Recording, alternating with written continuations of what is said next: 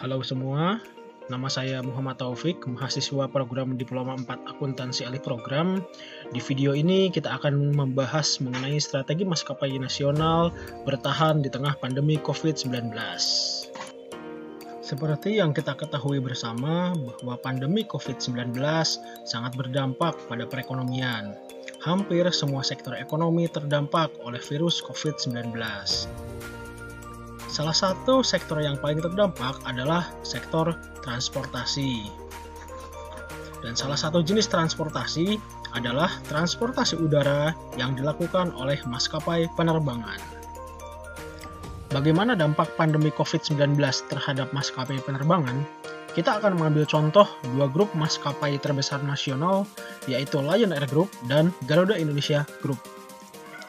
Lion Air Group sendiri merupakan grup maskapai terbesar di Asia Tenggara menurut jumlah pesawat dan didirikan pada tahun 2000 oleh Rusdi Kirana dan Kusnan Kirana. Lion Group memiliki 5 brand maskapai di 3 negara, yaitu yang pertama Lion Air yang fokus pada penerbangan berbiaya rendah, lalu Batik Air yang merupakan full service airline, Wings Air yang fokus pada penerbangan regional.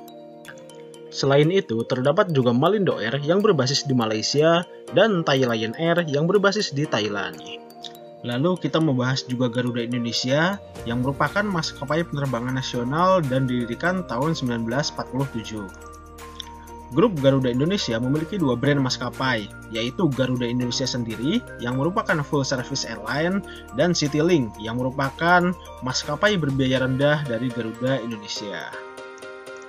Baik pada Lion Air maupun Garuda Indonesia terjadi pengurangan jumlah penerbangan berjadwal secara signifikan yang menyebabkan penurunan jumlah penumpang dan akhirnya terjadi penurunan pendapatan.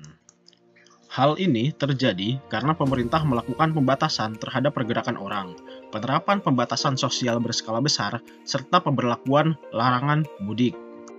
Lantas dengan kondisi seperti ini, strategi apa yang dilakukan maskapai? Yang pertama adalah mereka melakukan retrenchment atau penghematan. Yang kedua, mereka melakukan product development atau pengembangan produk. Retrenchment terjadi ketika suatu organisasi menyusun kembali melalui pengurangan biaya dan aset untuk membalikan keuntungan penjualan dan laba. Kadang-kadang disebut sebagai strategi turnaround atau reorganisasi. Penghematan dirancang untuk memperkuat kompetensi dasar-dasar organisasi. Lalu product development, yaitu inovasi yang menghantarkan sebuah perusahaan untuk memperoleh kesuksesan pada jangka panjang. Apa bentuk retrenchment yang dilakukan oleh Garuda Indonesia? Pertama, Garuda Indonesia memangkas gaji karyawan demi menjaga arus kas perusahaan tetap lancar. Pemotongan gaji sebesar 10 hingga 50% berlaku mulai April hingga Juni 2020 dan menyasar seluruh karyawan, mulai dari level direksi, komisaris, hingga staf perusahaan. Garuda Indonesia juga menunda kedatangan 4 pesawat Airbus A330-900 yang telah dipesan sebelumnya untuk melayani penerbangan internasional dan penerbangan domestik dengan demand tinggi. Retrenchment lain yang dilakukan Garuda Indonesia adalah melakukan negosiasi dengan lessor untuk penundaan pembayaran sewa pesawat atau lease holiday. Senada dengan Garuda Indonesia, Lion Air juga melakukan retrenchment berupa meliburkan pilot dan karyawannya tanpa gaji. Hal ini berlaku untuk bulan Mei dan Juni, dan pilot diberikan pilihan cuti 1 bulan atau 2 bulan.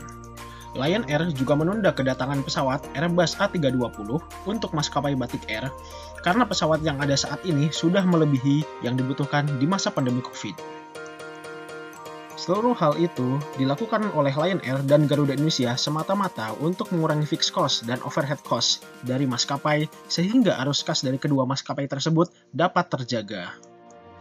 Untuk product development, Lion Air dan Garuda juga mengoptimalkan layanan charter pesawat untuk evakuasi WNI yang berada di luar negeri, serta membantu pemulangan WNA ke negara masing-masing. Strategi product development lainnya adalah mengoptimalkan layanan kargo dengan mengoptimalkan proyek pemerintah, khususnya terkait dengan penanganan COVID-19, melalui pengangkutan bangku bantuan kemanusiaan, APD, obat-obatan, dan alat-alat kesehatan. Layanan kargo ini banyak dioptimalkan untuk pengiriman ke kota-kota dengan demand kargo yang tinggi, seperti Makassar, Balikpapan, Banjarmasin, dan Surabaya.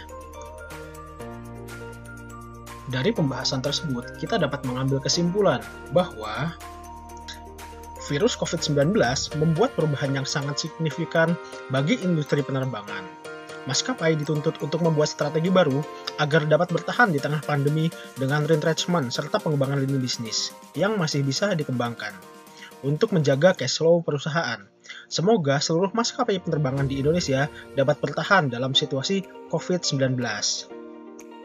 Sekian video dari saya, terima kasih sudah menonton.